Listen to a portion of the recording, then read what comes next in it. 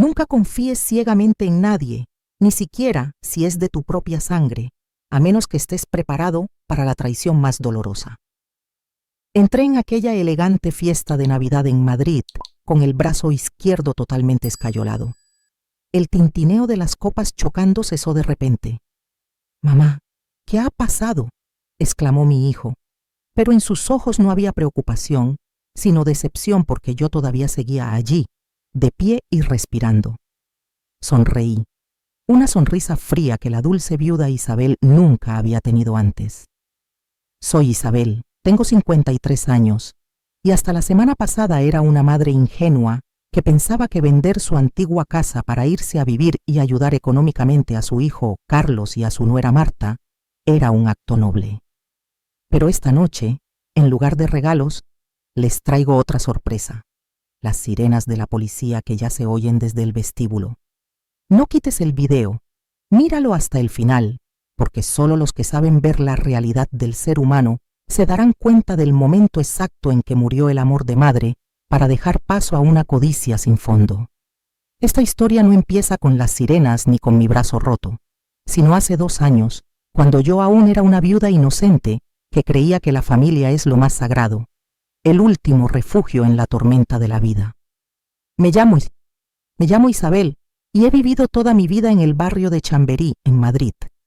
Mi marido, Antonio, murió hace 4 años de un infarto repentino, dejándome un patrimonio no muy grande, pero suficiente para que una mujer de 53 años viviera tranquila el resto de su vida. Un piso amplio en el centro, unos ahorros para la jubilación y un seguro de vida. En total, unos 300.000 euros. Mi único problema entonces era la soledad. Y esa soledad fue precisamente el punto débil que mi hijo Carlos y su mujer Marta aprovecharon al máximo. «Mamá, no puedes vivir sola para siempre en esta casa tan grande», me dijo Carlos un domingo por la tarde, cogiéndome las manos con mucho cariño. «Nos preocupamos por ti. ¿Y si te resbalas y te caes? ¿Y si te pones mala por la noche y no hay nadie? Vente a vivir con nosotros. Te necesitamos y tú necesitas a la familia». Ay, qué dulce sonaba la palabra familia. Lloré de felicidad. Vendí el piso donde viví con mi marido y me mudé al chalet de las afueras que ellos estaban pagando. Pensé que era el comienzo de una época feliz en familia, pero en realidad estaba firmando mi propia sentencia de cadena perpetua. Todo empezó muy suavemente, tan sutil que si no te fijas, piensas que es normal. 6 meses después de mudarme, Carlos llegó a casa con cara de angustia. «La consultora tiene problemas de liquidez, mamá. Los socios se retrasan con los pagos. Solo necesito que me prestes 10.000 euros para aguantar un par de meses. Como madre, ¿cómo iba a dejar que mi hijo perdiera el sueño?» Le firmé el cheque al instante. Pero esos 10.000 euros fueron como la primera gota de sangre que atrae a los tiburones. Pasaron 2 meses y nadie habló de devolver el dinero. Al contrario, surgieron nuevas necesidades. En junio, Marta necesitaba dinero para un máster MBA, para impulsar su carrera, 6.000 euros. En agosto, se rompió el motor del coche, otros 4.000 euros. En octubre, una oportunidad de inversión inmobiliaria imperdible en Valencia, otros 15.000 euros más. Para noviembre del año pasado, calculé que ya les había dado más de 50.000 euros. Cada vez que preguntaba con delicadeza sobre la devolución, Carlos me esquivaba con frases de manipulación emocional de manual. «¿Le vas a echar cuentas a tu propio hijo, mamá? ¿No confías en mí? Todo lo que hago es para asegurar tu vejez». Y yo, por miedo a estropear el ambiente familiar, me callaba. Pero la cruda verdad salió a la luz un frío domingo de diciembre por la mañana. Ese día me levanté antes de lo habitual para hornear algo. La cocina está conectada con el conducto de ventilación del piso de arriba, donde está el dormitorio de Carlos y Marta. Seguramente pensaban que yo estaba paseando por el parque como siempre, o simplemente ya ni les importaba mi presencia. «¿Cuándo se va a morir la vieja de una vez?», se oyó la voz de Marta, fría y tranquila, como quien pregunta la hora. el corazón se me paró. La cuchara que tenía en la mano se me cayó a la mesa, pero logré sujetarla para que no hiciera ruido. Marta, no digas eso, respondió Carlos, pero no con tono enfadado para defender a su madre, sino con el tono de un cómplice preocupado por si les pillan. Solo tiene 53 años, está bien de salud. Igual vive 30 años más. 30 años, siseó Marta. No puedo esperar 30 años para heredar lo que queda. Estamos endeudados hasta las cejas con este nivel de vida. ¿Has visto cómo mira las facturas de la tarjeta de crédito? Está empezando a sospechar.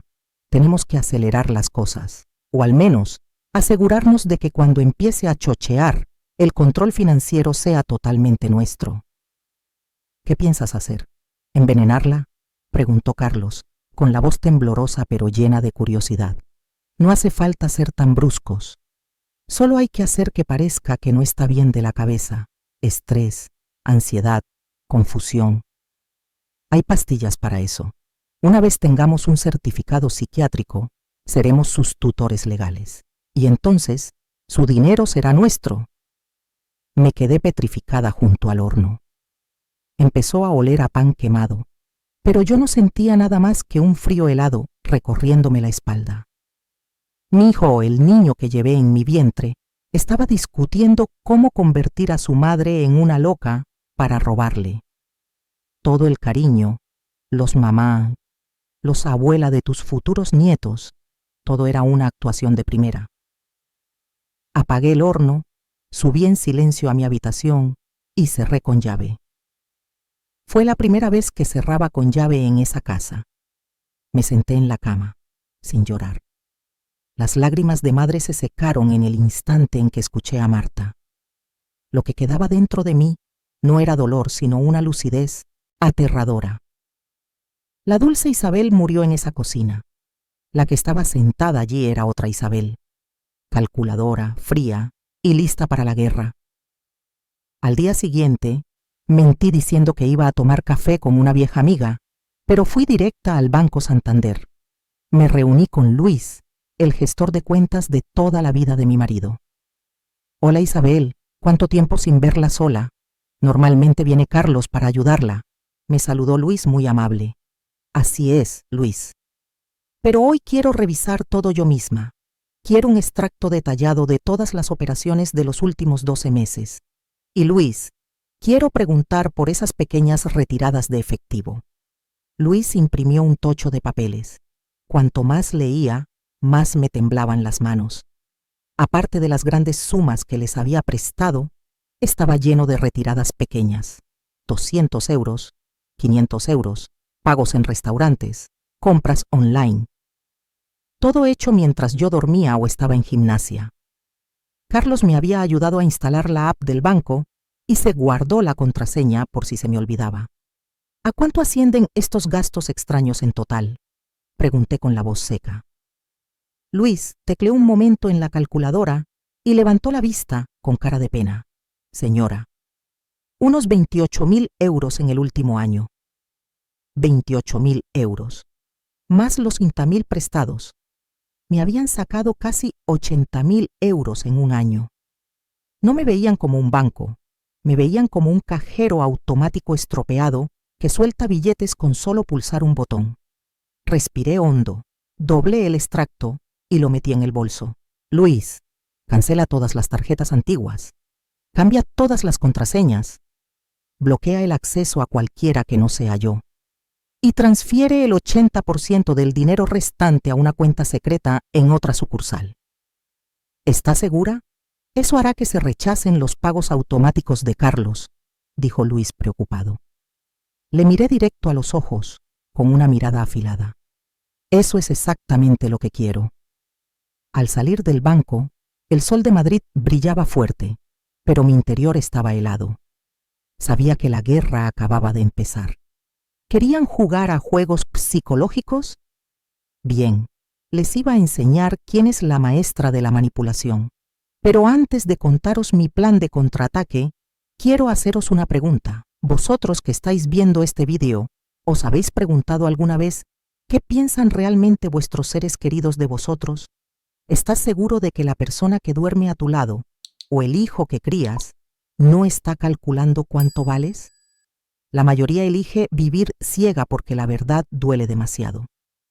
Si eres de los pocos valientes e inteligentes que se atreven a mirar el lado oscuro de las personas, suscríbete al canal ahora mismo. Te reto. Porque lo que voy a hacer con mi hijo y mi nuera en la próxima parte hará temblar a los débiles de corazón, y solo las mentes más frías sentirán satisfacción. No te suscribas si quieres cuentos de hadas. Aquí solo hablamos de la verdad, por muy cruda que sea. Esa noche volví a casa. Carlos y Marta estaban sentados en el salón, tensos. Seguro que les acababan de rechazar la tarjeta en alguna cena de lujo. ¿Ya has vuelto, mamá?, preguntó Carlos, intentando disimular su cabreo. ¿Dónde has estado, que no te hemos podido llamar en todo el día? Ah, por cierto, parece que el banco tiene algún error, la tarjeta no funcionaba y era la tarjeta adicional de tu cuenta.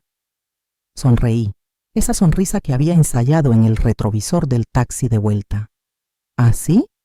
Será un fallo del sistema, cariño, dije, quitándome el abrigo con calma. O quizás el banco ha detectado que hay ladrones intentando gastar un dinero que no es suyo. El aire del salón se congeló, y ahí supe que la partida había empezado oficialmente. El silencio en el salón era tan pesado que se oía el tic-tac del reloj de pared. Carlos se quedó de piedra, con la boca abierta, y Marta entornó los ojos, lanzándome una mirada que cortaba como un cuchillo. ¿Ladrones? ¿Qué estás diciendo, mamá?, balbuceó Carlos, forzando una sonrisa. Mamá, creo que ves demasiadas películas de detectives. Los bancos hoy en día funcionan fatal. Los fallos son el pan de cada día. Marta saltó rápido, con voz dulce pero venenosa. Eso es mamá. ¿O será que has olvidado el PIN otra vez? Últimamente te veo muy olvidadiza. Ayer dejaste las llaves dentro de la nevera. Los miré, sintiendo un asco profundo. Luz de gas. Esa técnica de manipulación para que la víctima dude de su propia memoria. Ayer yo no dejé las llaves en la nevera. Fue Marta quien las metió a escondidas mientras yo hablaba por teléfono. Lo sabía, pero decidí callar. Puede ser, respondí con fingido cansancio. La vejez es un fastidio. Bueno, me voy a descansar. Mañana hablamos de dinero. Me di la vuelta y subí las escaleras, sintiendo sus miradas clavadas en mi espalda. Sabía que esa noche no dormirían. Estarían planeando su siguiente paso. Y yo también. A la mañana siguiente, esperé a que los dos se fueran para empezar a moverme. No fui a clase de pintura como siempre, sino que cogí un taxi hacia un despacho de detectives privados escondido en una calleja del barrio de Salamanca. Iba a ver a Fernando, un ex policía jubilado que el abogado de mi marido me recomendó como alguien capaz de encontrar una aguja en un pajar. Fernando era un hombre de unos 60 años, con el pelo y la barba canosos, tranquilo y de pocas palabras. No se sorprendió al oír mi historia. Parece que eso de que los hijos desplumen a sus padres ancianos en este país no es nada raro. Necesito saber exactamente a dónde ha ido mi dinero, dije, poniendo el montón de extractos bancarios sobre la mesa. Y necesito saber qué hacen, a quién ven, a quién deben dinero. Quiero el cuadro completo, Fernando. 3 semanas, dijo Fernando escuetamente. Pero tenga cuidado. Si quieren probar que usted no está en sus cabales, crearán situaciones para tenderle una trampa. No firme nada y, lo más importante, no parezca demasiado lúcida, pero tampoco demasiado senil. Sea simplemente esa madre un poco despistada que ellos quieren que sea. Volví a casa y empecé a interpretar el papel más difícil de mi vida. Durante las 2 semanas siguientes, dejé que Marta me escondiera las gafas de cerca. Dejé que Carlos se quejara de dificultades imaginarias. Los observaba con ojos nuevos. Cada gesto de preocupación. ¿Has comido, mamá? ¿Te has tomado la pastilla? Ahora apestaba a falsedad. Entonces, un viernes por la noche, Carlos anunció: Mamá, esta noche tenemos visita. Un amigo que trabaja en finanzas Es muy bueno planificando el patrimonio familiar. Creo que te gustará hablar con él. El invitado se llamaba Javier. Unos 40 años, traje caro, pelo engominado y un Rolex de oro chillón. Su sonrisa era industrial, perfecta, pero sin alma. Durante la cena, Javier llevó constantemente la conversación hacia la inestabilidad del mercado y el riesgo de que las personas mayores tengan demasiado efectivo. Doña Isabel, dijo Javier, agitando suavemente su copa de vino tinto. A su edad, gestionar el patrimonio es una carga innecesaria. He visto muchos casos lamentables, ancianos estafados o que toman malas decisiones debido al deterioro cognitivo natural. ¿Y qué sugiere usted?, pregunté, intentando mantener un tono ingenuo. Un fideicomiso familiar, respondió al instante, con los ojos brillantes. O más sencillo, un poder notarial general para su hijo. Carlos es un chico listo y buen hijo. Él se encargaría de todo. Usted solo tendría que disfrutar de su jubilación, viajar, vivir la vida. Marta intervino, con voz llena de preocupación. Es verdad, mamá. Como lo de la tarjeta del otro día, si Carlos tuviera un poder lo habría solucionado al momento y tú no te habrías tenido que preocupar. Miré las tres caras alrededor de la mesa. Una actuación perfecta. Uno lanzaba la pelota y el otro remataba. Suena razonable, asentí, viendo cómo Carlos suspiraba aliviado. Pero necesito pensarlo. Últimamente estoy muy lenta de mente. Por supuesto, sin prisas, sonrió Javier, pero vi cómo se le tensaba ligeramente la mandíbula. No le gustaban los retrasos. 2 días después, Fernando me citó en la vieja cafetería. Puso sobre la mesa una carpeta gruesa. Doña Isabel, agárrese fuerte, dijo Fernando, con un tono más grave que la última vez. La situación es mucho peor de lo que imagina. Pasó las páginas del informe. Primero, su hijo y su nuera no solo gastan a lo loco. Están endeudados hasta las cejas.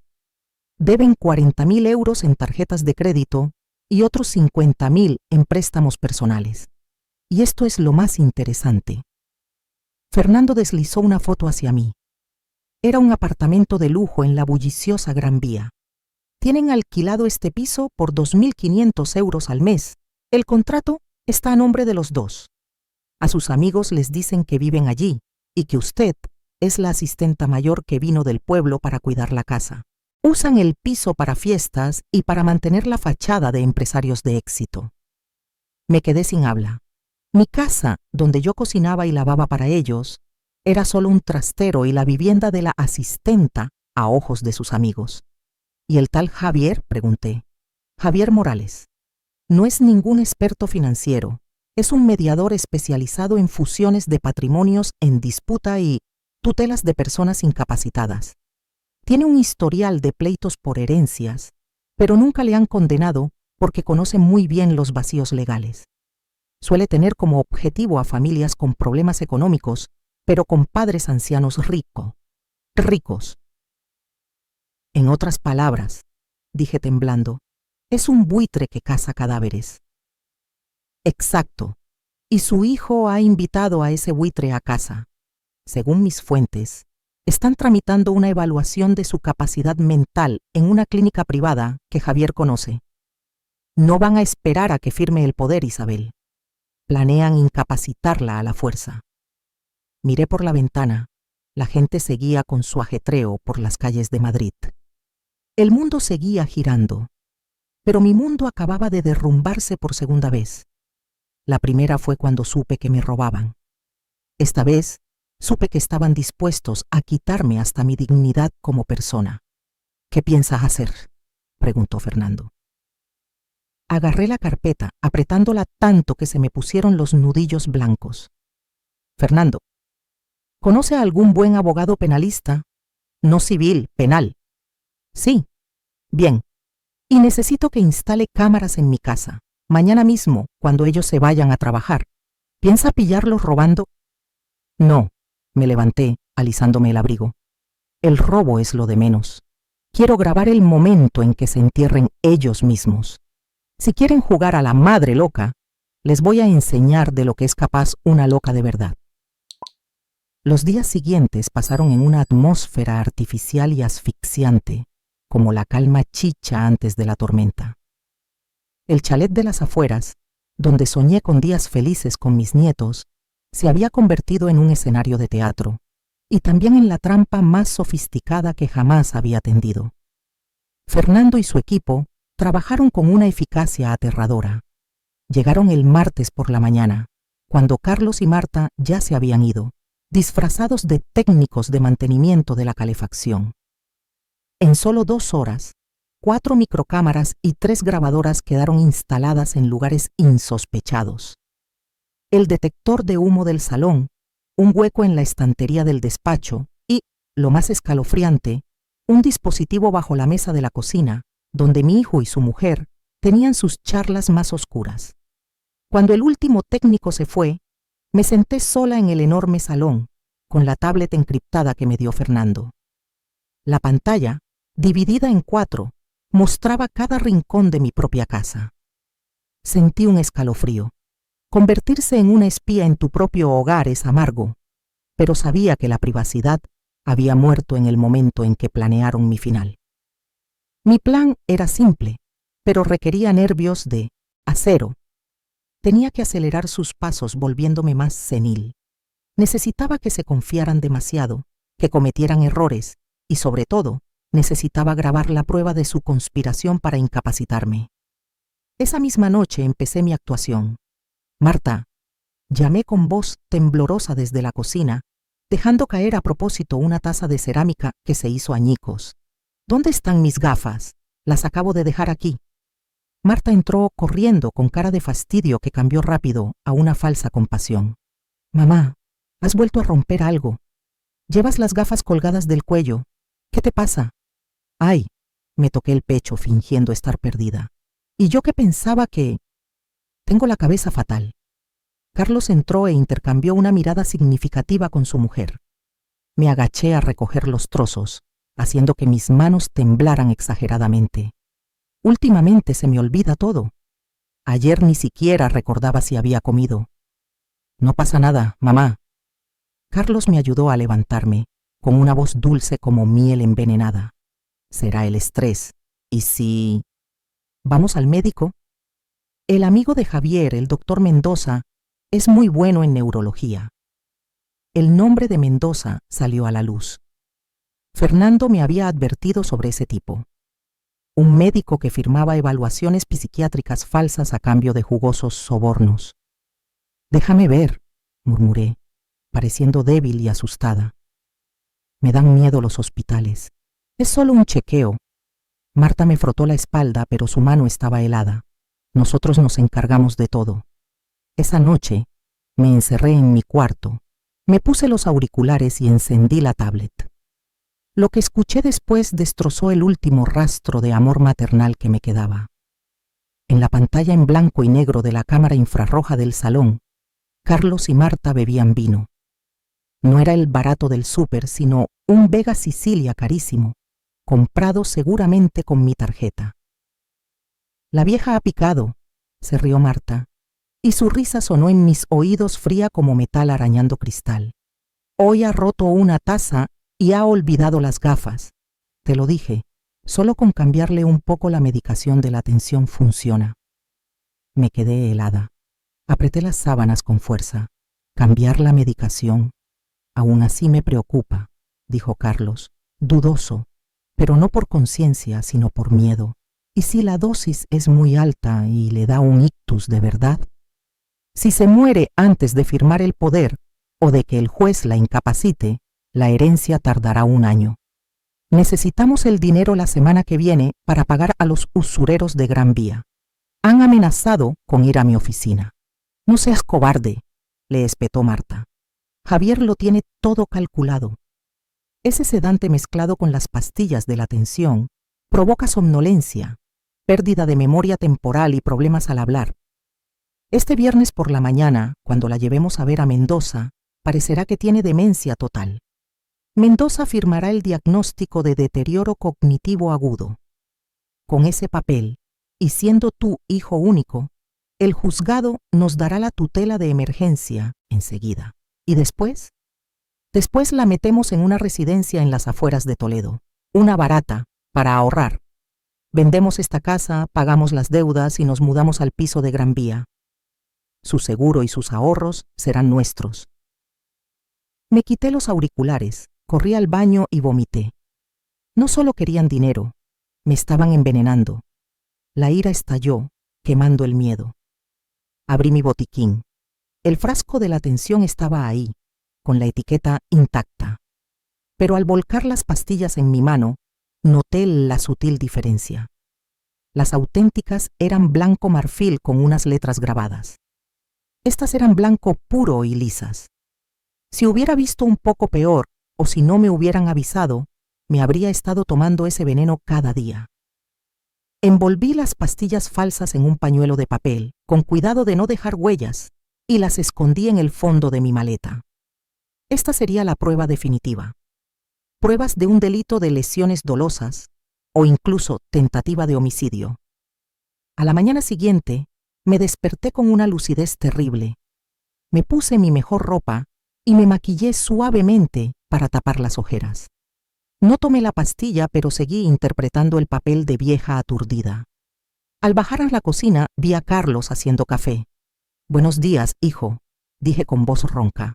«Mamá, ¿te has tomado la pastilla?», fue lo primero que preguntó. «Sí», mentí sin pestañear. «Pero hoy me siento muy revuelta, mareada». A Carlos le brillaron los ojos.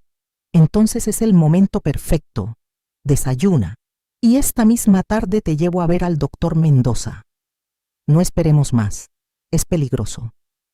Esta tarde creía que era el viernes. Fingí sorpresa, aunque por dentro sonreía con desprecio. Tenían prisa. Los acreedores debían de estar apretándoles las tuercas. ¿Para qué esperar al viernes? Entró Marta, con un bolso de marca nuevo en la mano. «Ya he llamado para pedir cita. A las 2 de la tarde. Prepárate». Miré a los dos buitres frente a mí. Creían que yo era la presa servida en bandeja. No sabían que el verdadero cazador estaba justo delante de ellos, armado hasta los dientes. «Está bien», asentí dócilmente. «Si vosotros queréis. Solo quiero lo mejor para la familia». «Muy bien, mamá». Carlos me besó en la frente. El beso de Judas. Volví a mi cuarto y escribí a Fernando. «Han adelantado la cita a las 2 de hoy. Clínica del doctor Mendoza. Trae a la abogada Patricia y a la policía. Tengo pruebas del cambio de medicación». Fernando contestó al instante. «Recibido. No tome nada de lo que le den de aquí a entonces. Manténgase a salvo. Le esperamos en la clínica». Me senté en el sillón, mirando el dormitorio que había sido mío durante 2 años. Las fotos familiares en la pared se reían de mí. La foto de graduación de Carlos, con esa mirada brillante y prometedora. ¿Dónde se había ido ese niño? ¿O nunca existió, y solo he criado a un monstruo con piel humana durante 28 años? El teléfono sonó, cortando mis pensamientos. Era Luis, del banco. «Doña Isabel». La voz de Luis sonaba urgente. «Alguien acaba de intentar usar sus datos para abrir una hipoteca online de 200.000 euros sobre su casa actual. La IP es de un cibercafé cerca de su casa, pero el código de verificación se ha enviado al teléfono secundario que tiene su hijo». «Bloquéalo, Luis», dije con calma. «Pero imprime todos los registros de acceso. Los necesitaré esta tarde. ¿Qué piensa hacer?»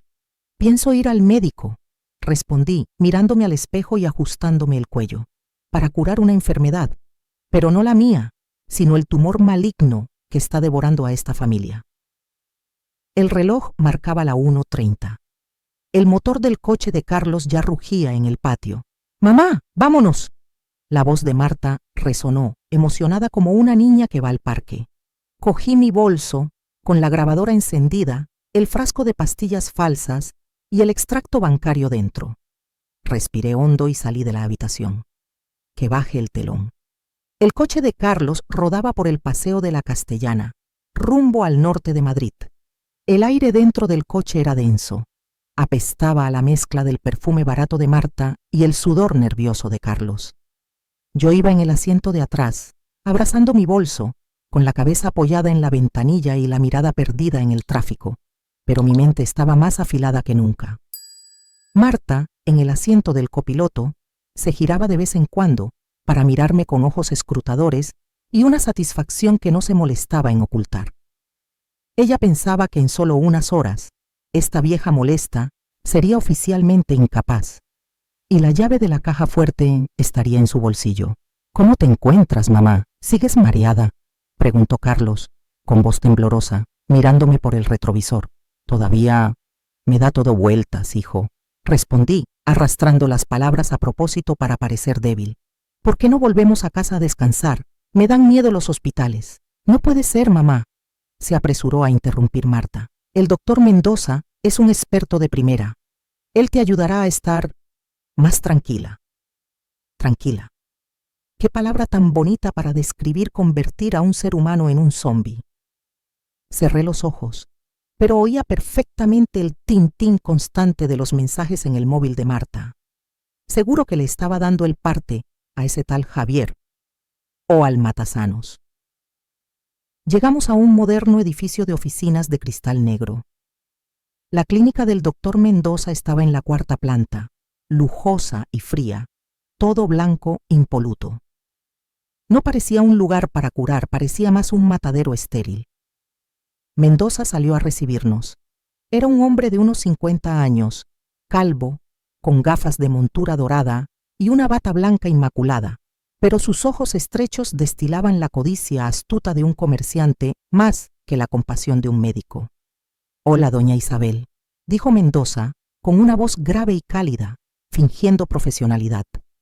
«Sus hijos me han dicho que últimamente tiene olvidos y signos de agitación. Pase, por favor, haremos unas pequeñas pruebas». Entré dócilmente, con Carlos y Marta pegados a mis talones como 2 carceleros escoltando a un condenado a muerte. El despacho era enorme, con las paredes llenas de títulos enmarcados en caoba. Me senté en el sillón de piel frente al escritorio de Mendoza. «Bien, empecemos». Mendoza sacó una pluma cara y abrió el historial. «Doña Isabel, ¿recuerda qué día es hoy?» «¿Jueves?», respondí mal, esquivando la mirada. Era miércoles. Mendoza asintió sonriendo satisfecho y marcó una casilla en el papel. «Bien, ¿recuerda la dirección de su casa?» «Yo creo que es el número 45 de la calle Serrano». «No, espere. Vivo en casa de mi hijo». Fingí confusión, llevándome las manos a la cabeza. «Típico de demencia senil en fase temprana», le susurró Mendoza a Carlos y Marta, pero lo suficientemente alto para que yo lo oyera. «Desorientación espacial y temporal. Es muy peligroso dejar que gestione su patrimonio o que ande sola». Carlos asentía frenéticamente, con la frente sudada. «Es verdad, doctor. Ayer mi madre rompió una taza y casi incendia la cocina». Miré a mi hijo. Mentía sin pestañear. Mi decepción se había transformado en un bloque de hielo. «Sugiero», continuó Mendoza, endureciendo la voz, «que iniciemos una terapia sedante fuerte y la pongamos bajo tutela médica inmediata. Ya he redactado el certificado de inestabilidad mental. Solo hace falta que el tutor firme aquí y la trasladaremos a un centro de internamiento esta misma noche». Empujó el papel hacia Carlos. Marta le dio un codazo a su marido, con los ojos brillando como si viera oro. Este era el momento decisivo. Antes de contar qué pasó, quiero hacer una pausa. Si eres de los ingenuos que creen que los padres son sagrados o que la sangre es más espesa que el agua, te aconsejo sinceramente, no comentes nada en este video. Este video no es para ti. Borraré inmediatamente los comentarios vacíos sobre falsa moralidad. Esto es solo para los que tienen la profundidad suficiente para entender que, ante el dinero, el ser humano puede convertirse en un demonio en un abrir y cerrar de ojos. Si alguna vez te han traicionado, si has visto el fondo oscuro del alma humana, deja un comentario. Lo he visto. Solo los que pertenecen a este grupo especial entenderán el placer que estoy a punto de sentir. Miré el papel sobre la mesa y luego miré directo a los ojos a Mendoza. La mirada perdida y asustada de la vieja senil desapareció por completo. Me enderecé, me arreglé el cuello y solté una sonrisa afilada. «Doctor Mendoza», dije, con voz clara y firme, sin rastro de temblor. ¿Sabe cuántos años de cárcel caen por conspirar para falsificar historiales médicos y detención ilegal? La habitación se quedó en silencio. La sonrisa de Mendoza se congeló. Carlos abrió la boca y Marta se quedó paralizada. «Mamá, ¿qué estás diciendo?», balbuceó Carlos. Lo ignoré, metí la mano en el bolso, saqué el frasco pequeño y lo golpeé contra la mesa de cristal. ¡Clac! ¿Creíais que no sabía que habíais cambiado mis pastillas de la tensión por diazepam de dosis alta?, dije con voz de acero. Mis pastillas son color marfil y tienen un código grabado. Estas son blancas y lisas. Llevo 3 días sin tomarlas. Usted está paranoica. Mendoza se levantó de un salto, pálido. Es un síntoma de delirio paranoide. ¿Paranoica? Saqué el móvil y puse la grabación de la conversación de anoche entre Carlos y Marta. La voz de Marta sonó, chillona y cruel en medio del silencio. Este viernes por la mañana, Mendoza firmará el diagnóstico. Con ese papel, su dinero será nuestro. Marta se quedó blanca como el papel. Retrocedió y chocó contra la estantería. Y eso no es todo. Saqué los extractos bancarios marcados en rojo. La hipoteca de 200.000 euros que ibais a pedir este mediodía con mi identidad, la he bloqueado. La IP viene de un cibercafé de la esquina, pero el código OTP llegó al móvil de mi querido hijo. «Mamá, déjame explicarte». Carlos se lanzó a cogerme la mano. «¡Quieto!», grité con la autoridad de un juez. «No me toques». La puerta se abrió de golpe. No era una enfermera, era Fernando con Patricia, la mejor abogada penalista de Madrid, y 2 policías altos como torres.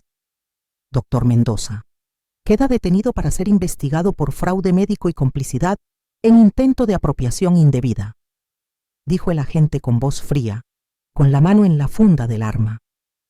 «Tenemos una orden de registro para incautar todos los historiales médicos». Mendoza se desplomó en la silla, sudando a chorros por su calva. Sabía que su carrera había terminado. Patricia se acercó, me puso la mano en el hombro para tranquilizarme y luego miró a mi hijo y a mi nuera con desprecio. «Carlos y Marta, les aconsejo que busquen abogado ya. Con las pruebas del envenenamiento y el intento de extorsión, los cargos no serán leves. Lesiones dolosas a persona dependiente y estafa, bueno, la pena mínima será de 5 a 7 años. Carlos cayó de rodillas al suelo, llorando a moco tendido como un niño. «Mamá, perdóname. Fue idea de Marta. Yo no quería hacerte daño. Perdóname». Marta, al contrario, no lloraba. Me miró con los ojos ardiendo de odio y gritó: «¡Eres una desgraciada! Nos has tendido una trampa. Lo sabías todo desde el principio». «Sí». Me levanté, mirando hacia abajo a la nuera que una vez traté como a una hija. Lo sabía todo. Pero quienes me convertisteis de una madre dulce a una depredadora de sangre fría, fuisteis vosotros. ¿Queríais que muriera para coger el dinero? Muy bien, os voy a enseñar lo que puede hacer el dinero. Puede comprar la verdad, la justicia y un billete de ida a la cárcel para vosotros. Me giré hacia el policía. «Por favor, lléveselos. No quiero verlos más». Cuando se llevaban a Carlos esposado, seguía girándose llamando «mamá». Ese grito, que antes era el sonido más dulce del mundo para mí, ahora sonaba asqueroso, tan empalagoso que daban ganas de vomitar. Me quedé allí, en medio de la clínica blanca, sintiendo un vacío enorme. Había ganado. El plan perfecto. Los malos castigados. Pero, ¿por qué seguían cayéndome las lágrimas? Salí de la clínica. El sol de la tarde de Madrid me daba en la cara con fuerza. Fernando me esperaba en la puerta y me dio un pañuelo. «Lo ha hecho muy bien, Isabel», dijo en voz baja. «Todavía no ha terminado, Fernando. Me sequé las lágrimas y mi voz volvió a ser dura. Esto es solo la detención. La batalla legal acaba de empezar. Y me queda uno por liquidar, el cerebro detrás de todo esto. ¿Se refiere al tal Javier? Sí, él es el cabecilla. Y tengo un regalo especial reservado para él. La puerta de la comisaría del barrio de Salamanca se cerró tras de mí con un pesado chirrido, separándome de los llantos patéticos de Carlos y las maldiciones venenosas de Marta. Fuera, el cielo de Madrid ya había virado al morado oscuro del atardecer. El viento frío se colaba por el abrigo, pero yo no sentía frío. En mi interior había un hueco desolado, donde antes estaba el amor sagrado de madre, ahora solo quedaban las cenizas de un gran incendio recién apagado. Doña Isabel, está bien, Patricia, mi abogada, me puso suavemente la mano en el hombro. Su mirada estaba llena de preocupación profesional.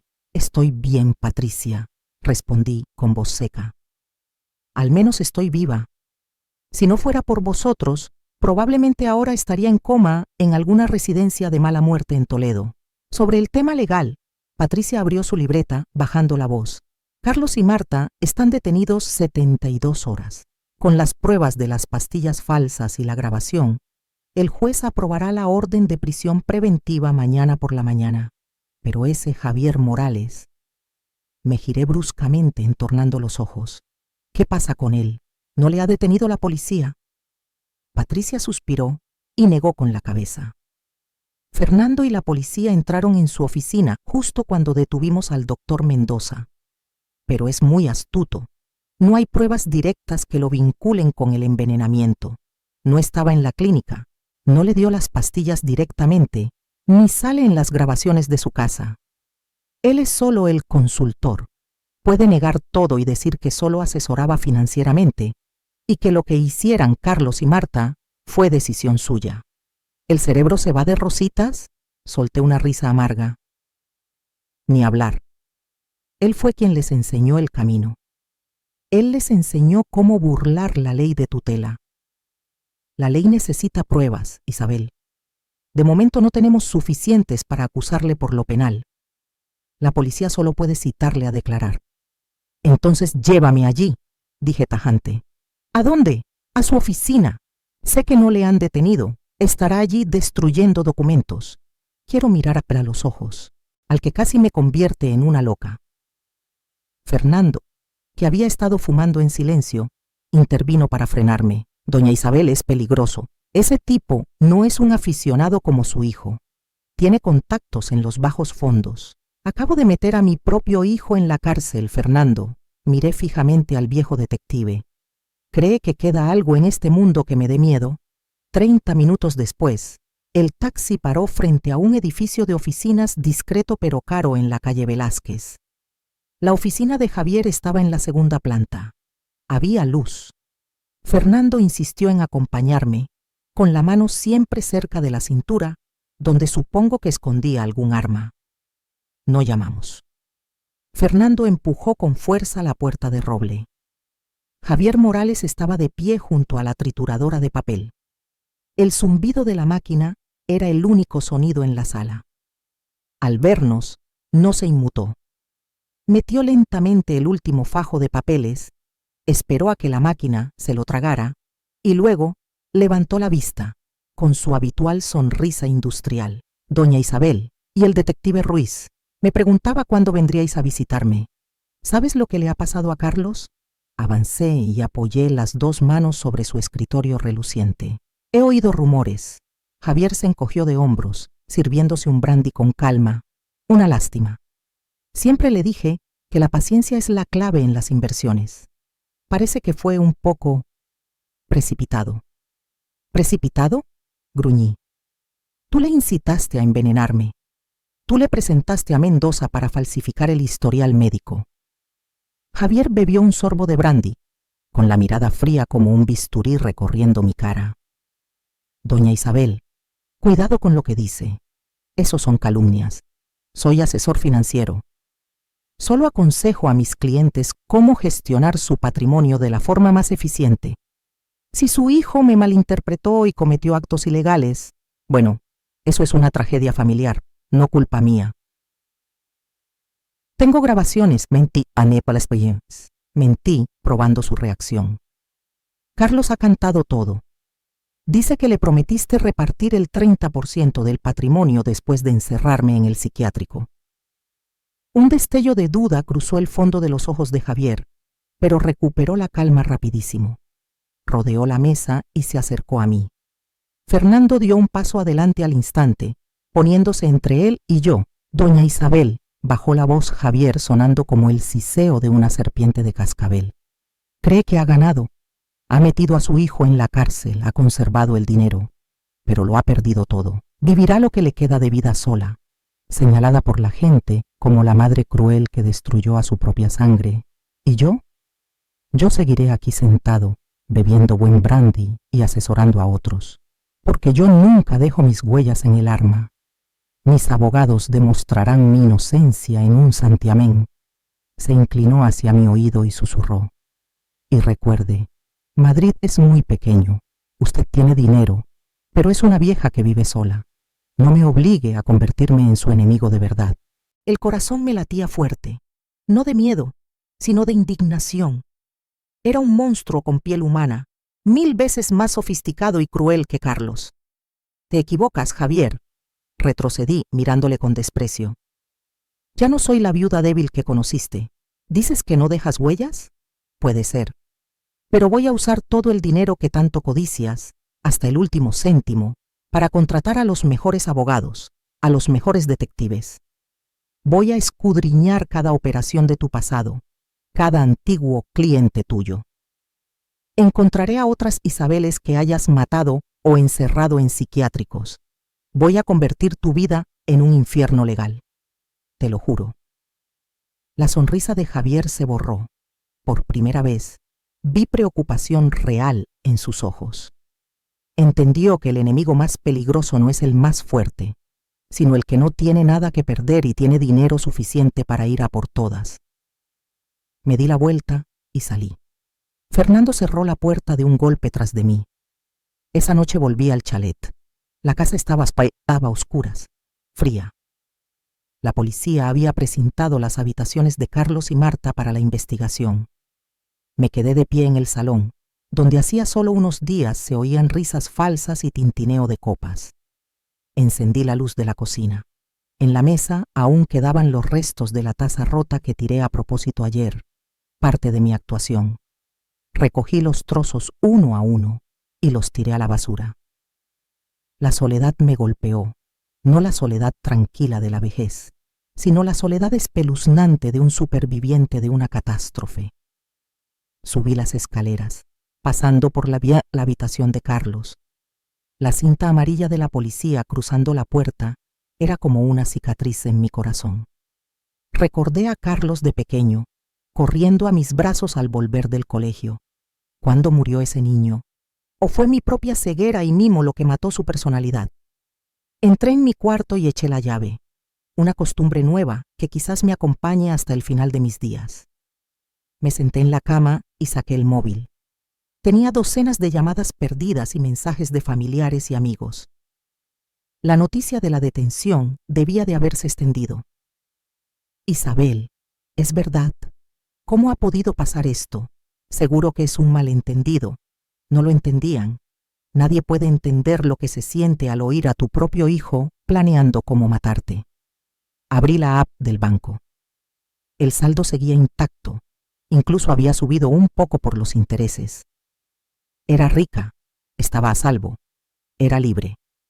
Pero el precio a pagar era la destrucción de toda una vida. De repente, sonó el timbre.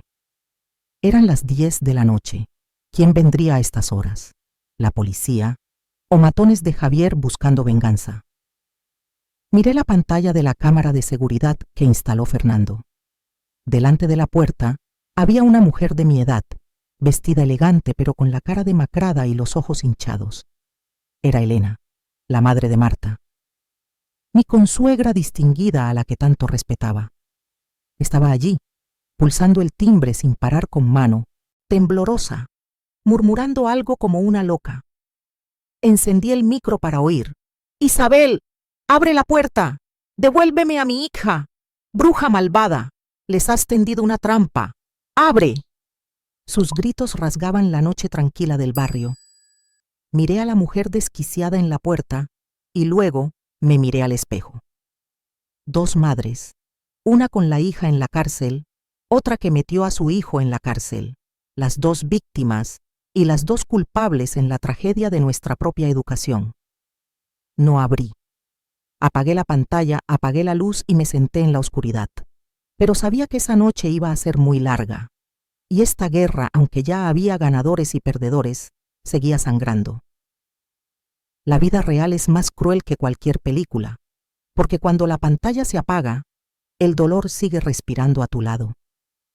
El timbre seguía sonando insistentemente, rompiendo el silencio nocturno del acomodado barrio. Los gritos de Elena, la madre de Marta, empezaban a llamar la atención. Las luces de los vecinos se encendían aquí y allá. Las cortinas de las casas de enfrente se entreabrían, ojos curiosos espiando la tragedia de la familia de la viuda Isabel. Sabía que si no lo solucionaba ya, mañana sería portada de todos los periódicos locales sensacionalistas.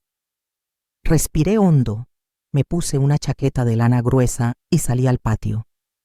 El viento nocturno de noviembre en Madrid era helado, pero no tanto como mi corazón en ese momento. No abrí la puerta principal, solo me acerqué a la verja.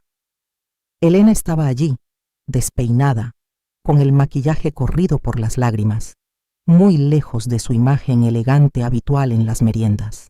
¡Abre! ¿Hasta cuándo vas a tener encerrada a mi hija?, gritó Elena al ver mi sombra, agarrándose a los barrotes como una presa loca. Solo tiene 26 años. Eres una bruja vieja y cruel. Cállate, Elena, dije, con voz grave y fría, suficiente para cortar su histeria.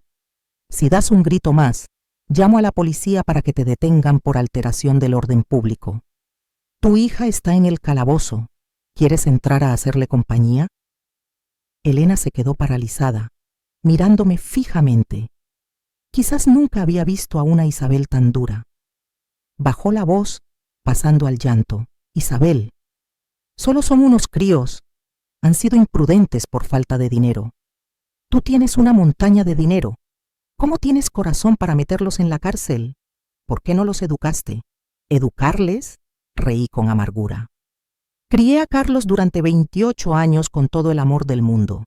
Y el resultado es que planea con tu hija cómo mezclar sedantes en mis pastillas de la tensión. ¿Quieres oírlo? Sin esperar respuesta, saqué el móvil y puse esa grabación fatídica.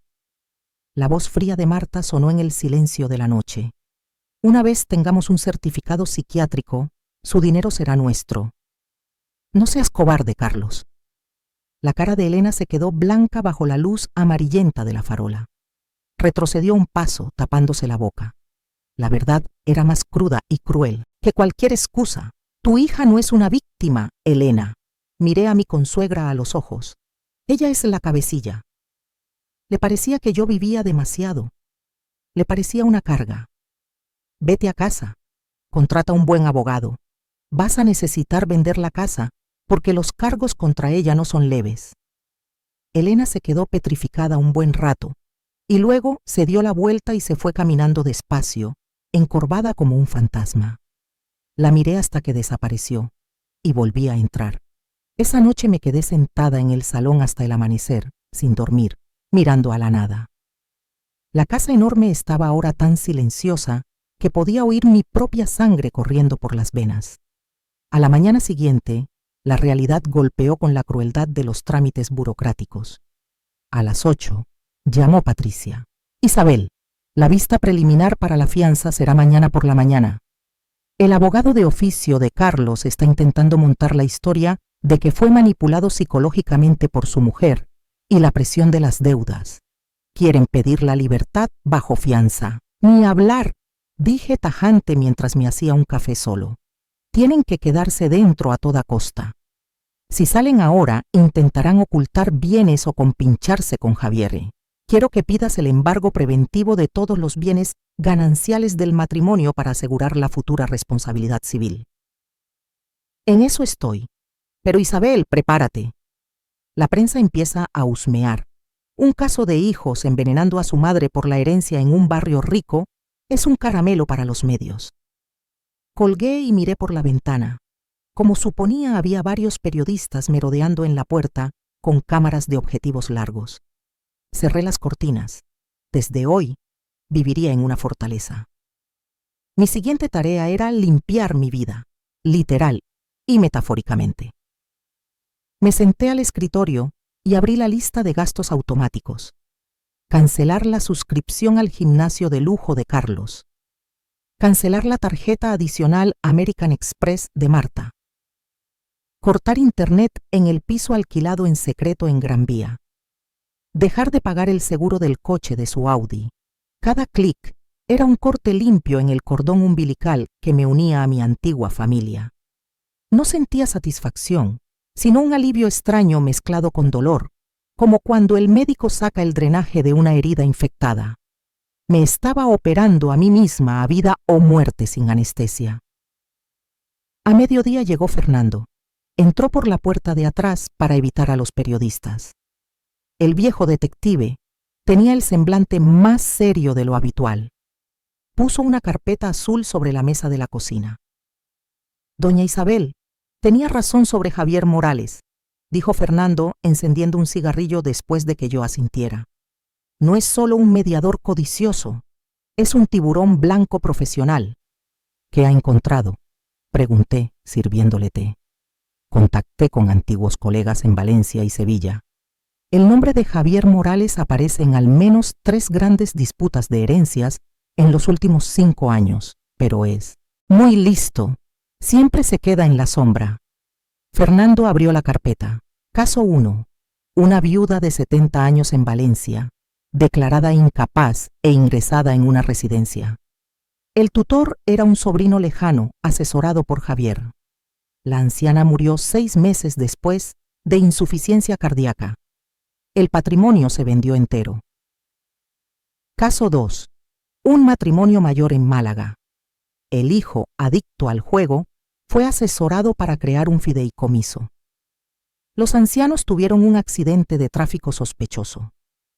La policía no encontró pruebas de sabotaje en el coche, pero el beneficiario del seguro era el hijo y la empresa gestora de Javier. Sentí un escalofrío. Carlos y Marta solo eran los peones más recientes en su tablero sangriento, pero hay un punto débil. Fernando señaló una foto borrosa de una mujer joven llorando ante un juzgado. Esta es Lucía, la hija de la víctima de Valencia. Lleva 3 años demandando a Javier, pero perdió por falta de pruebas y de dinero. Ahora trabaja de camarera a las afueras de Madrid. ¿Es una testigo viva? Se me iluminaron los ojos. Sí, sabe cómo opera, sabe qué médicos usa, qué notarios corruptos, pero ha perdido toda la fe en la justicia. Le tiene miedo. Me levanté y empecé a caminar por la cocina. La idea de quedarme sentada esperando justicia del tribunal me ponía enferma. La ley es demasiado lenta, y los tipos como Javier son demasiado ricos para comprar esa lentitud. Necesitaba un aliado, alguien que llevara dentro un odio tan profundo como el mío. Fernando, me giré hacia él. Busque a esa Lucía, tráigala a verme. ¿Qué piensas hacer? Tengo dinero, Fernando. Mucho dinero, ese que Carlos y Marta codiciaban. Ahora no voy a usar ese dinero para disfrutar de mi vejez, sino para comprar un ejército. Lucía tiene información, yo tengo recursos. Vamos a reabrir cada caso antiguo suyo. Si la ley no puede atraparlo por lo mío, haré que pague por los fantasmas de su pasado. Se está metiendo en terreno peligroso, Isabel. Esto ya no es defensa propia, es venganza. No, Fernando. Miré la foto de Carlos en la nevera, la única que no había tirado. Esto es una purga. Si no le paro los pies, ¿cuántas madres ancianas más morirán en residencias frías? ¿Cuántos hijos más se convertirán en monstruos bajo su guía?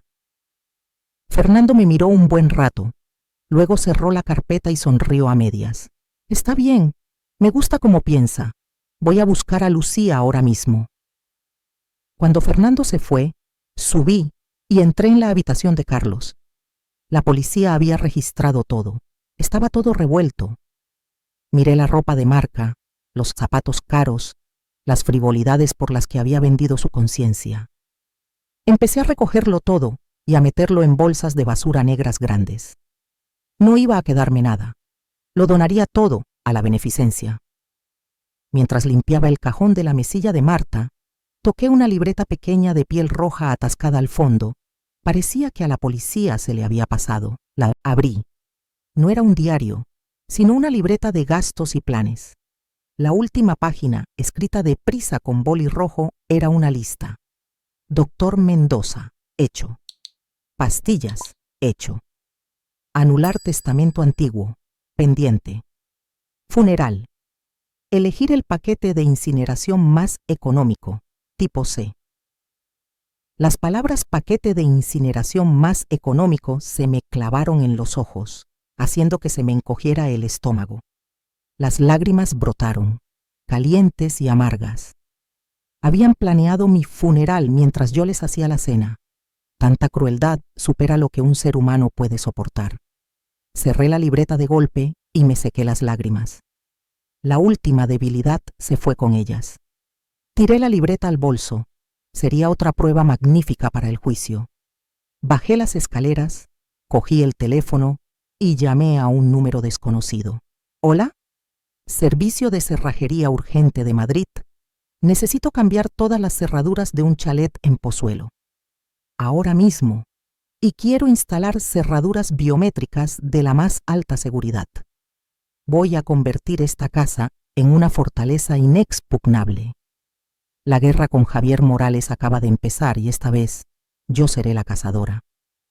La lluvia de noviembre en Madrid no es torrencial como en el trópico, es persistente, fría y te cala hasta los huesos.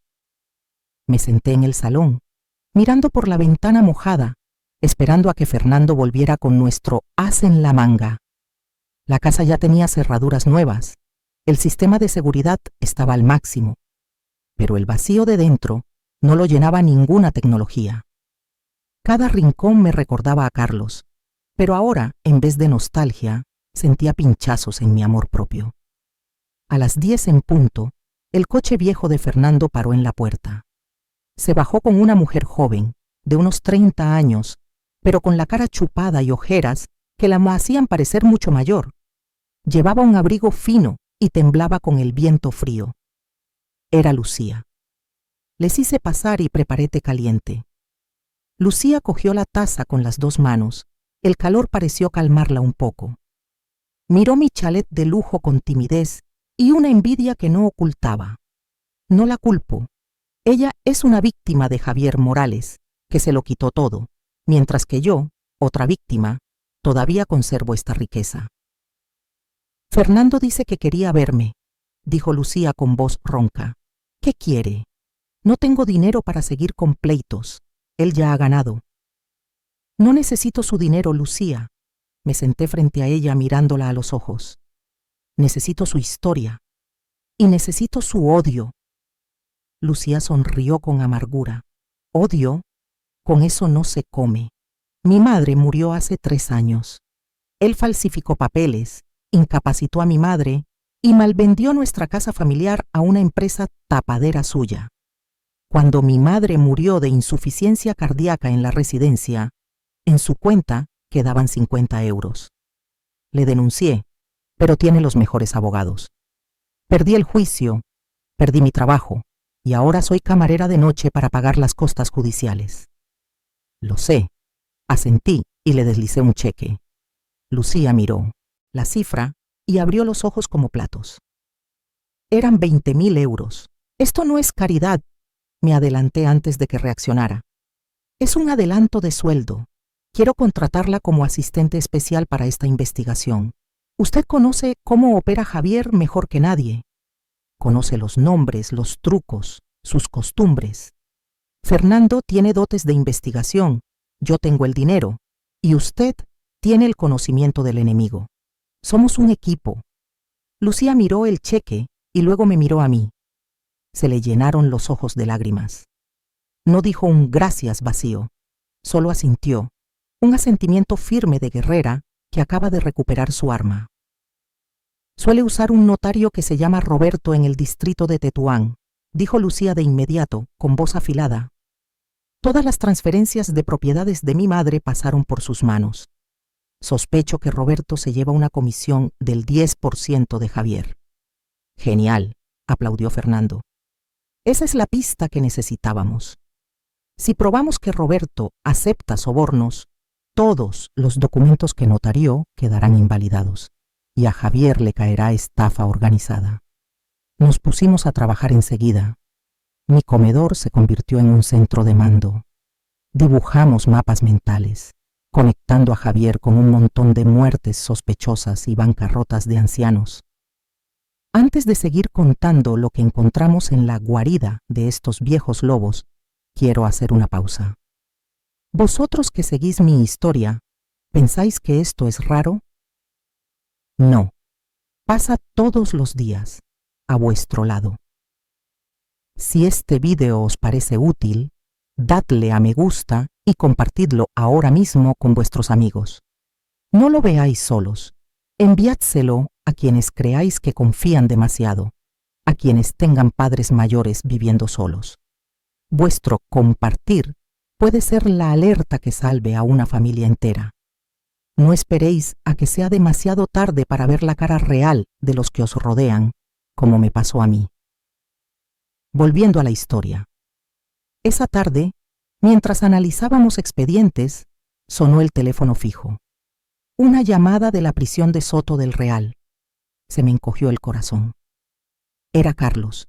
Hice seña a Fernando y a Lucía para que callaran y puse el altavoz. ¡Mamá! La voz de Carlos sonaba distorsionada y con eco a través del cristal del locutorio, aunque fuera por teléfono. Su voz estaba rota, llena de miedo. Mamá, sácame de aquí, esto es horrible. Me pegan. Tengo mucho miedo. Apreté el borde de la mesa hasta que se me pusieron blancos los nudillos. El niño que antes venía llorando a mí cuando se raspaba la rodilla, ahora lloraba pidiendo piedad. Una parte de mí quería salir corriendo, pagar la fianza, traerlo a casa, bañarlo y protegerlo. Era el instinto de madre. Pero la razón de la nueva Isabel me frenó. Carlos, dije con una calma extraña, ¿recuerdas que tú y Marta acordasteis elegir el paquete de incineración tipo C para mí? Al otro lado se hizo el silencio. Solo se oía su respiración pesada. El paquete más económico, sin flores, sin música, sin nadie para despedirme. Y vais a quemar el cuerpo de vuestra madre como si fuera basura para ahorraros 4 duros de la herencia. Mamá, yo no sabía. Fue Marta quien lo escribió. Balbuceó Carlos echando balones fuera. Deja de culpar a tu mujer. Eres un hombre, Carlos, pero te quedaste mirando cobardemente cómo tu mujer planeaba matar a tu madre. Tuviste ese frasco de pastillas en la mano. Lo viste cada día. Mamá, te lo suplico, soy tu hijo. ¿Vas a dejar que muera aquí dentro? El abogado dice que si no retiras la denuncia me pueden caer 10 años. 10 años es menos que la pena de muerte que tú tenías planeada para mí, Carlos. Colgué. El tú sonó frío. Desenchufé el teléfono. Lucía me miraba con asombro y admiración. Entendía el precio de esa dureza. Para proteger mi vida y mi dignidad, tenía que cortarme mi propia carne. ¿Dolía? Claro que dolía. Pero mejor que duela una vez para extirpar el cáncer que dejar que te mate poco a poco. ¿Está bien?, preguntó Fernando en voz baja. Seguid trabajando, ordené, sin levantar la vista para que no vieran la lágrima que me caía por la mejilla. Tenemos que encontrar pruebas sobre ese notario Roberto antes de que anochezca. A las 6 de la tarde, nuestros esfuerzos dieron el primer fruto. Lucía, con su memoria prodigiosa, recordó el nombre de una antigua secretaria que trabajó para Roberto, pero fue despedida por saber demasiado. Se llama Sofía, dijo Lucía, tecleando rápido. Me contactó en secreto cuando perdí el juicio, dijo que le remordía la conciencia, pero yo estaba desesperada y sin dinero para hacer nada. Si encontramos a Sofía, puede ser una testigo clave. Fernando llamó enseguida a sus contactos para buscar la dirección de Sofía. Mientras esperábamos, recibí un paquete urgente, sin remitente. Solo ponía para doña Isabel Delgado, urgente. Me puse guantes y abrí el sobre con cuidado. No era una carta bomba, sino un montón de fotos y una hoja mecanografiada. Las fotos eran mías, yo en el súper, yo con Fernando en la cafetería, yo hablando con Lucía en la puerta esta mañana. Y la más aterradora, una foto robada a través de la ventana de mi dormitorio anoche, sentada sola en la cama. El papel solo tenía 2 líneas. La vejez es para descansar, no para buscarle 3 pies al gato. Un accidente de coche es más fácil de organizar que una intoxicación. Retira la denuncia antes del lunes. Fernando me quitó el papel, soltando una maldición. Nos está vigilando. Sabe que estamos investigando. Miré las fotos, sintiendo un escalofrío en la espalda. Javier Morales no era solo un estafador de guante blanco. Era un auténtico capo mafioso disfrazado de empresario. Estaba amenazando mi vida directamente. Pero en lugar de encogerme de miedo como la Isabel de antes, sentí que se encendía un fuego dentro de mí. Tenía miedo. Él tenía miedo, y por eso recurría a amenazas tan bajas. Si estuviera realmente seguro e inocente, no tendría que preocuparse por una vieja y 2 fracasados como nosotros. Fernando, Lucía, puse la nota de amenaza en la mesa, con voz firme. ¿Quiere jugar a ser un gángster? Muy bien, se cree que soy una vieja débil y sola. Pero olvida una cosa. Quien no tiene nada que perder es el más peligroso. Amenaza con causarme un accidente. Haré que desee no haber tocado el avispero. ¿Qué vamos a hacer?, preguntó Lucía, con los ojos brillando con ganas de lucha. No vamos a retirar la denuncia, sonreí. Una sonrisa que hasta a mí me pareció extraña. Vamos a hacerlo todo público. Mañana daré una rueda de prensa. Llevaré esta historia a todos los periódicos, a todas las televisiones. Usaré esta fama forzada como escudo. A ver si se atreve a tocarme bajo los focos de la prensa. Y ahí me di cuenta de que esta guerra no era solo mi venganza personal. Era una guerra para desenmascarar a los depredadores disfrazados de familiares, a los que chupan la sangre a los ancianos. No iba a retroceder, de ninguna manera. A la mañana siguiente, mi salón ya no era el refugio tranquilo de una viuda, se había convertido en una trinchera. Patricia organizó una rueda de prensa justo en la puerta del chalet. Tenía razón, la luz de los medios era la mejor armadura ahora mismo. Cuando docenas de objetivos me apuntaron, no sentí miedo. Sentí una calma fría. No lloriqueé como una víctima patética. Me puse recta, miré a la cámara, donde sabía que Javier Morales estaría mirando. Y declaré, no solo denuncio a mi hijo, denuncio a todo un sistema de buitres que caza el patrimonio de los ancianos. Y sé quién es el cabecilla. El evento terminó en caos. Las preguntas de los periodistas eran cuchillos. ¿Cree que fracasó educando a su hijo? ¿Siente culpa por meter a su hijo en la cárcel? Esas preguntas dolían más que cualquier herida física, pero me tragué las lágrimas. No tenía derecho a ser débil ahora. En cuanto se cerró la puerta, aislando el ruido de fuera, Fernando me llevó a la cocina. Su maniobra de distracción ha funcionado, dijo con el móvil en la mano. Mientras Javier está ocupado gestionando su crisis de imagen y llamando a abogados para callar a la prensa, he encontrado a Sofía. Sofía, la antigua secretaria del notario corrupto Roberto. Vivía escondida en un piso cutre en Tetuán, trabajando de cajera en un súper pequeño para evitar a su antiguo jefe. ¿Acepta vernos?, pregunté. Está muerta de miedo, pero necesita dinero para irse de Madrid. Su madre está muy enferma en el pueblo, respondió Fernando. Pide 10.000 euros por las pruebas. Le daré 20.000, dije sin dudar. El dinero que Carlos iba a usar para mantener a su amante, ahora lo usaba yo para comprar justicia. La reunión fue en un restaurante de comida rápida, ruidoso cerca de Atocha. El sitio más ruidoso y difícil para ser escuchados. Sofía, Era una mujer de unos 40 años, delgada y mirando a todos lados como un animal acosado. Cuando puse el sobre con dinero en la mesa, le temblaban las manos. «Tiene que prometerme», susurró Sofía mirando a la puerta, «que no dirá que esto viene de mí. Roberto tiene contactos hasta en la policía local. Si sabe que se lo di yo, soy mujer muerta. Lo prometo, doña Isabel siempre cumple su palabra». La tranquilicé. Sofía sacó un pequeño USB negro del bolsillo de su abrigo. «Roberto nunca guarda los archivos sucios en el ordenador de la oficina. Teme una inspección. Me obligaba a hacer copias en un disco duro externo para llevárselo a casa cada noche. Pero yo hice una copia extra, por si acaso». «¿Qué hay aquí?», preguntó Lucía impaciente. «Todo», dijo Sofía rápido, empujando el USB hacia mí. «La lista de clientes que trajo Javier, las actas notariales con fechas falsas, las firmas falsificadas de ancianos declarados incapaces y, lo más importante, el libro de contabilidad con las tarifas de consultoría que Javier le pagaba a Roberto. Él lo llamaba comisión, pero en realidad eran sobornos». El corazón me latía a 1000. Esto era lo que necesitábamos. No un testimonio vago, sino pruebas blanco sobre negro, o al menos datos digitales, del vínculo criminal entre Javier y el notario. Con este USB podíamos probar que era una organización criminal estructurada, no solo estafas civiles aisladas. «Gracias, Sofía», le cogí la mano. «Vete ya. Vete de Madrid lo más lejos posible».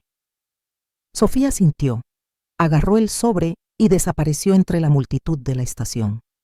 Fernando conectó el USB al portátil allí mismo en el bar. La pantalla se llenó de cientos de carpetas, cada una con el nombre de una víctima. Pasé la lista. Estaba el nombre de la madre de Lucía. Estaban los nombres de los ancianos fallecidos en Valencia, en Málaga. Y al final de la lista, una carpeta nueva creada hace solo 2 semanas. Isabel Delgado, proyecto pendiente. Abrí esa carpeta. Dentro había un borrador de un testamento modificado, en el que yo le dejaba todo mi patrimonio a Carlos y nombraba a Javier Morales administrador de la herencia y mi tutor legal. La fecha de la firma estaba en blanco, esperando el momento en que yo fuera declarada incapaz. Pero lo más terrorífico era un archivo de audio corto. Me puse los auriculares. Era la voz de Javier hablando con Roberto. «Esta vieja es más dura de lo previsto. Si las pastillas no hacen efecto rápido, ve preparando el certificado de defunción. Causa de la muerte, ictus o accidente doméstico. Yo me encargo del forense». Me quité los auriculares con las manos heladas. No solo quería el dinero. Estaba dispuesto a matarme si fallaba el plan A. Mi vida para él era solo un número en una hoja de Excel. «¿Lo ve?». Fernando cerró el portátil con la mirada echando fuego. «Ahora ya no puede decir que solo asesora. Esto es conspiración para el asesinato con organización criminal». «¿Llevamos esto a la policía?», preguntó Lucía. «No», negué con la cabeza, mientras se me ocurría un plan mucho más atrevido. «La policía necesita tiempo para verificar, para pedir órdenes de arresto. En ese tiempo Javier podría huir o destruir otras pruebas. Tiene ojos y oídos en todas partes». Miré por la ventana, viendo pasar los trenes de alta velocidad. «Le enviaré una copia a Patricia para que la presente en el juzgado, pero el original lo usaré para sacar a la serpiente reina de su cueva. Quiero ver cómo se hunde con mis propios ojos, no a través de la tele». «¿Qué piensa hacer?», preguntó Fernando preocupado. «Le voy a invitar a cenar», sonreí, pero en mis ojos no había ni pizca de calidez. «Una última cena. Le daré la oportunidad de negociar. Es un codicioso, vendrá seguro. Esta noche se acaba la partida. Y no será con la lentitud de la ley, sino con el castigo de una madre que ya lo ha perdido todo». La última cena ocurrió exactamente según el guión que yo había escrito. Javier vino solo, con su traje caro de siempre y esa arrogancia habitual. Pensaba que le había invitado para negociar el precio del USB. Creía que todo en esta vida se puede comprar con dinero, incluso el silencio de una anciana. 500.000 euros, Isabel. Javier posó su copa de vino, mirándome por encima del hombro. A cambio del USB y de que retires la denuncia, a tu hijo le rebajarán la pena y tú vivirás como una reina. Es un trato en el que ganamos todos. Sonreí y deslicé despacio el USB hacia él por la mesa. Él estiró la mano para cogerlo, pero justo en el momento en que sus dedos tocaron el plástico, el aullido de las sirenas rompió el silencio de la noche. Las luces azules y rojas de los faros barrieron el salón a través de la ventana. ¿Qué es esto?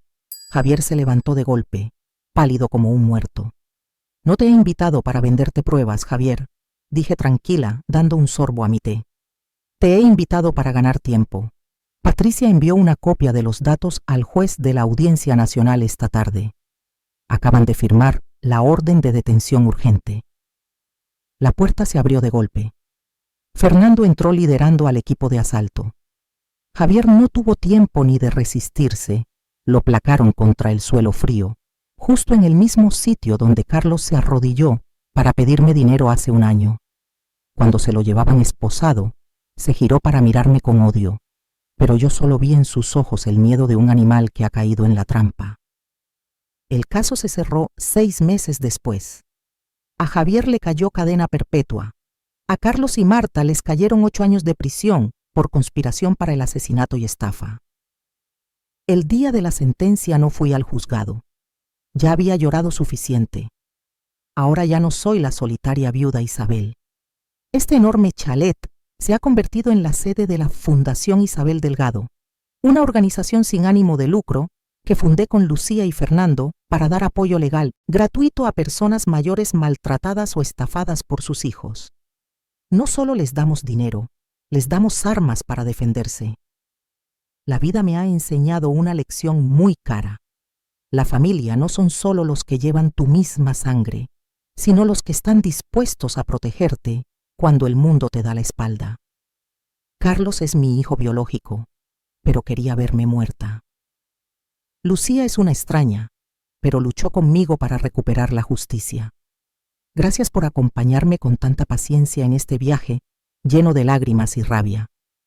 No cuento mi historia para avergonzar a mi familia, sino para avisar. Si mi historia ayuda a que, aunque sea uno de vosotros, evite una tragedia parecida, entonces mi dolor habrá valido la pena. La vida da muchas vueltas y el corazón humano es impredecible. No olvidéis suscribiros al canal y darle a la campanita ahora mismo. En los próximos videos, mi equipo y yo compartiremos otros casos reales que la Fundación Isabel está llevando. Historias igual de escalofriantes, pero también llenas de humanidad. Nos vemos pronto y recordad, nunca le deis la llave de vuestra vida a nadie, excepto a vosotros mismos.